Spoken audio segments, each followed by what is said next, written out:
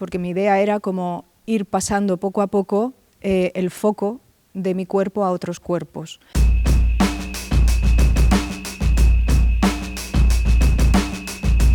Es un trabajo donde la coreografía no es una partitura fija de principio a fin, sí que tenemos una estructura, la estructura es fija y es siempre la misma, pero hay una combinación entre lo que yo he llamado acciones sonoras que son fijas y siempre están en el mismo lugar de la estructura y que son las que esos sonidos se toman, se graban y luego entre esas acciones sonoras sí que tengo yo más vía libre para improvisar con el movimiento y para dejar que me afecte lo que está sonando.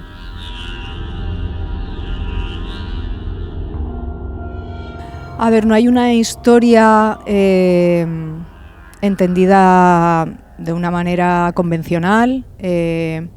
Lo que sí que hay es un crescendo a nivel... Hay escenas donde se están trabajando, corresponden más bien como a ejercicios, ¿no?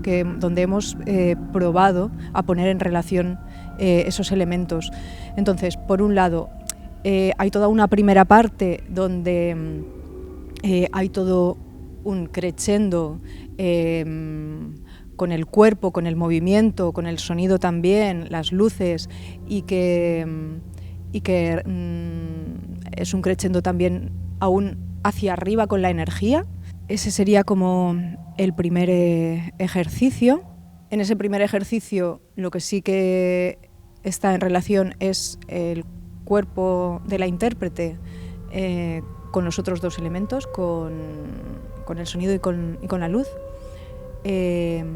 Luego, porque mi idea era como ir pasando poco a poco el foco de mi cuerpo a otros cuerpos.